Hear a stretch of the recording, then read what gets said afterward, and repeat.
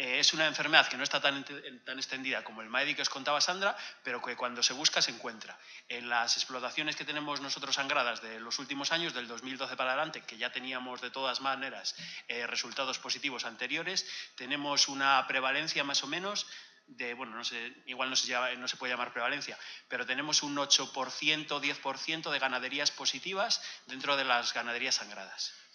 Y aspectos importantes de esta enfermedad, así a priori, que dos principalmente.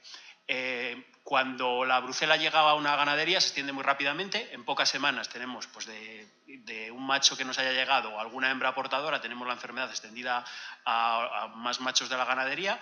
Y luego, otro aspecto importante a tener en cuenta es que, si bien entra muy fácil, sacarla de la ganadería es más difícil. Tenemos que matar muchos animales que, por un lado, estamos seleccionando y haciendo un trabajo muy importante con un alto coste para seleccionar genéticamente animales. No, es que no he pasado todavía. Estamos seleccionando animales y con una cosa como con la Brucella ovis estamos perdiendo animales de alto valor genético. Como os contaba, la Brucella ovis produce principalmente infertilidad de los machos. Esta infertilidad en los machos pues, nos va a conducir a una infertilidad del rebaño completo. Sí que tenemos en el campo pues, de casos de ganaderías que te cuenta el ganadero, oye, que parece que estas ovejas, según están, se tenían que estar cubriendo y no se están cubriendo, parece que no miran los machos para ellas. Me acuerdo de un caso en concreto en la provincia de Zamora, que teníamos un lote de ovejas en el campo que no se cubrían y casualmente estuvimos mirando los machos ese día porque teníamos problemas de Brucella ovis y los dos machos que estaban en ese lote de ovejas estaban afectados, los dos con epididimitis bastante agudas y no se acercaban a las ovejas porque tenían dolor al montar. También en la bibliografía hablan de que también produce abortos. Yo la verdad es que en el campo nunca lo he llegado a relacionar con lote de abortos, pero bueno, ahí está en los libros puesto. También, pues como el MAEDI, la Brucella ovis es una de las enfermedades que es condición indispensable que el rebaño haya pasado por lo menos un año sin casos positivos para meter machos a Ovigen. Es otra cosa más para darle importancia. Y una cosa que tiene buena, si se puede decir que de algo tiene bueno la enfermedad, es que no es una zoonosis. A diferencia de la brucelosis normal, de la brucelosis ovina, la Brucella ovis no se transmite al hombre. La Brucella ovis. La Brucella ovis se trata de una bacteria relacionada también de la misma familia que la Brucella melitensis y son bacterias intracelulares. ¿Qué consecuencias prácticas nos trae que la bacteria sea intracelular? Que a veces se nos queda latente en los órganos de los animales y que no responde a tratamiento. Podemos estar tratando animales, hemos probado en algunas ganaderías a tratar animales con problemas de Brucella ovis y no responder al tratamiento. ¿Qué lesiones nos produce? Pues todas las lesiones evidentes que nos producen son en el macho, en la zona del epidídimo. La zona del epidídimo es principalmente en la cola del epidídimo, es la parte de abajo del testículo y es una ampolla donde se almacenan los espermatozoides. Las lesiones que se producen, pues principalmente se produce una inflamación. Durante esta inflamación los machos tienen dolor y por lo general no cubren. A la vista es difícil verlo, normalmente los casos que encontramos es por palpación testicular. Después de esta inflamación, pues la enfermedad va evolucionando, produciendo una fibrosis por la zona, impidiendo el paso de los espermatozoides. Esta fibrosis también afecta al testículo, se va poniendo más duro y va perdiendo su función. Al no pasar los espermatozoides, no llega a funcionar el testículo. Al final, en las últimas etapas, si dejamos el macho en la ganadería, pues se nos acaba con el testículo atrofiado. Y para que lo veáis aquí, este sería un macho en las primeras etapas. Tenemos aquí un testículo sano y un testículo con el epidídimo inflamado por Brucella ovis. Un testículo, esto a la vista es muy difícil de ver, solo lo vamos a encontrar con la palpación testicular. La consistencia normal de un epidídimo sano tiene una consistencia que diría yo que es como una goma de borrar.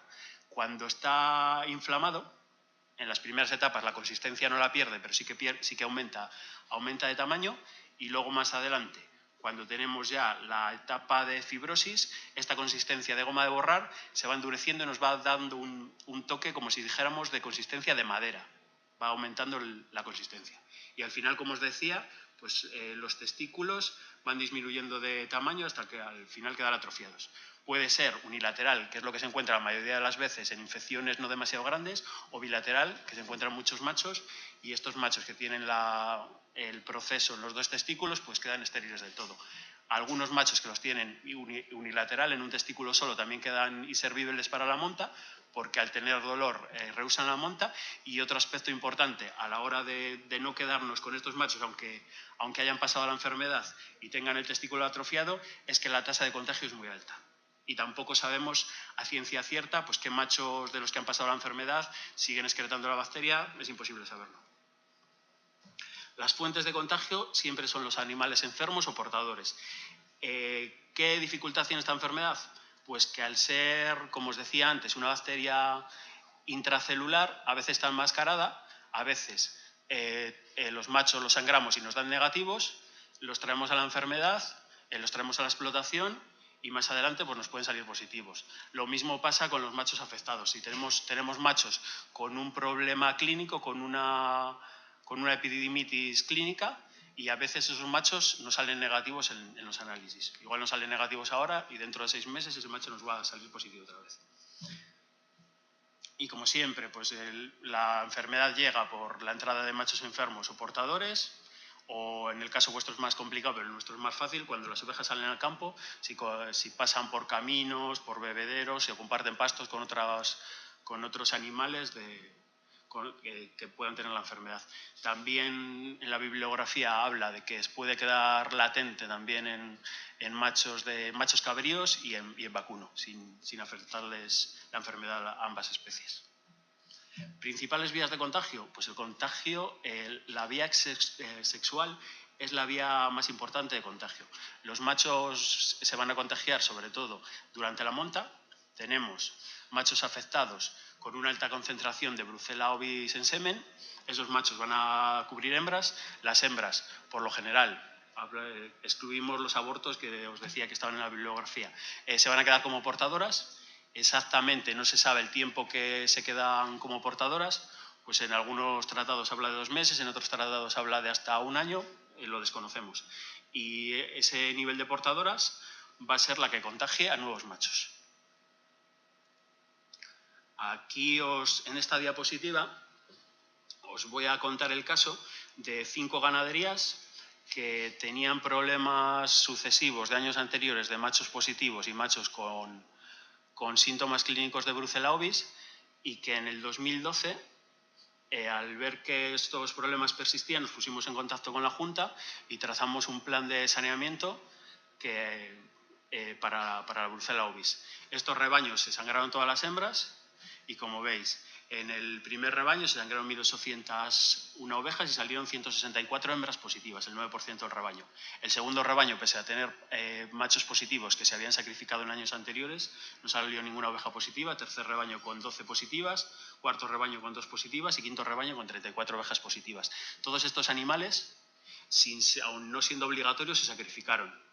El caso más difícil, el caso más duro... Perdona, queríamos nosotros en este caso estudiar un poquito el tema de cómo perduraba la infección en la ganadería a través de las hembras. Por eso, aunque no sabíamos cuántas hembras había, como no sabíamos cuántas hembras había portadoras, es lo que tratamos de averiguar con este proyecto que hicimos con la Junta de Castilla y León. Eso, y se nos marcó un nivel de sacrificio obligatorio cuando estaban por debajo del 2,5%. El caso es que todos sacrificaron, pero eso, que todos estaban casi todos estaban por encima, los rebaños grandes. Y es lo que queríamos, ver si había dinero para seguir haciendo este trabajo, para ver cómo se mantenía la infección dentro de la explotación. De estos rebaños, pues al siguiente año se sangraron 3 de ellos. El rebaño 2 no se sangró porque no tenía positivas. A partir de ahí no salieron tampoco más machos positivos. Y el rebaño 1 volvió a sangrar 1.825 ovejas, ya había sacrificado las 164 positivas y solo salió una positiva más. En sucesivos años, hasta el 2015, en el año 2014, aunque no viene aquí, no se sangraron hembras en esta ganadería, se sangraron machos saliendo 1 o 2 positivos, no lo recuerdo ahora, y en el 2015 es una ganadería que está libre de Brucella ovis. En el 2014 este sí que fue un caso curioso porque se dejó una hembra que era muy buena y no quería perderla, era la positiva esa última que apareció, y entonces dijo, no la cubro de ninguna otra forma que con inseminación, pero con el fin de dejarme la reposición de ella. Y nos aparecieron machos de nuevo de Brucella ovis cuando supuestamente estaba todo quitado. Entonces es un peligro, sabiendo que hay un positivo, el dejarlo es jugártela para todo el rebaño de nuevo. Y en el rebaño 3, pues era un rebaño que no salió una prevalencia demasiado alta, y el siguiente año lo mismo, y sí que es un poco sorprendente el caso del rebaño 5, el primer año tuvimos 34 positivas, pero da la impresión de que lo pillamos en plena efervescencia de la enfermedad, y el año siguiente pues nos salieron 57 hembras positivas también. Otras fuentes de contagio, pues los machos no solo se contagian durante la monta. Sí que hemos tenido experiencias de corderos jóvenes que no han tenido contacto ni con otras ovejas, ni han estado en cubrición con los otros machos, pero sí que han estado en contacto con machos posiblemente positivos dentro de su mismo lote, y que en no mucho tiempo pues han sido positivos también. De hecho, la bacteria nos aparece, además que en el semen, que nos aparecen los machos positivos a altas concentraciones, aparecen en orina, en sudados nasales, en saliva y en líquido amniótico de hembras paridas. Prevención. Pues la prevención se basa, pues como la mayoría de las enfermedades, en evitar la entrada de animales enfermos. ¿Cómo evitamos la entrada de animales enfermos? Pues siempre una prevención del 100% es muy complicada. ¿Pero qué cosas nos ayudan? Pues nos ayudan si metemos algún animal nuevo en casa, pues a hacer dos cosas. Es hacer una serología para Brucella ovis de este animal y hacer una palpación testicular. Con la palpación testicular, aparte de encontrar problemas de Brucella ovis, podemos encontrar otras enfermedades como inflamaciones debidas a otros problemas, malformaciones congénitas, que siempre va a ser algo positivo y de lo que vamos a sacar información. ¿Qué hacemos nosotros ante un caso positivo? Pues al final consideramos casos positivos pues los animales que nos salen positivos por una serología, por un sangrado, y los animales que nos salen positivos por una revisión morfológica teniendo síntomas clínicos. Pues en estos casos lo único que hacemos es acentuar las medidas de la diapositiva anterior. Pues en vez de una revisión al año que tratamos de hacer, pues intentar hacer un par de ellas por lo menos o hacer una detrás de cada cubrición y un par de serologías semestrales. Esto trabajo a base de quitar machos positivos, pues al final limpiamos de Brucella la explotación. Y por último os enseño los datos de los sangrados que tenemos desde el año 2012. Como os decía antes del 2012 también tenemos animales positivos y teníamos animales sangrados, pero en el 2012 es cuando se hizo oficial la campaña contra esta enfermedad y sangramos estos rebaños. En el 2012 se sangraron solo los machos en 104 rebaños, se sangraron 1.633 animales, saliendo 17 machos positivos en 7 ganaderías. Aquí tenéis la relación de los machos que salieron positivos en cada ganadería, y se sangraron también los 5 rebaños de hembras que os contaba antes, 4.497 ovejas con 201 positivas en 4 ganaderías, porque una de ellas no tenía ningún animal positivo. Año 2013 se sangraron 95 rebaños con 1.502 machos, 11 positivos de 7 ganaderías con esta relación. Y 2.974 ovejas con 60 positivas con la relación que tenéis abajo. 2014 también hemos seguido sangrando, 79 rebaños sangrados, 1.303 machos positivos, y 2015 lo mismo. Bueno, espera que os enseño aquí al final el cuadro resumen. Tenemos los datos de los últimos años, las explotaciones en las que se ha sangrado, la cantidad de explotaciones con animales positivos que tenemos, hembras sangradas, hembras positivas, porcentaje de positividad medio de los rebaños donde había salido hembras, machos analizados, machos positivos y porcentaje de machos positivos de los analizados. Sí que lo bueno que tenemos, lo bueno que estamos viendo, que trabajando contra la enfermedad pues vamos teniendo resultados. Sobre todo en hembras, pues últimamente no hemos hecho sangrados, pero en los machos la prevalencia poco a poco nos va bajando y nos van apareciendo cada vez menos animales con la enfermedad en las explotaciones. Y aquí, ¿qué nos ha pasado, Fernando? Están vuestros datos también de los últimos años, 2013, 2014, 2012 y 2015.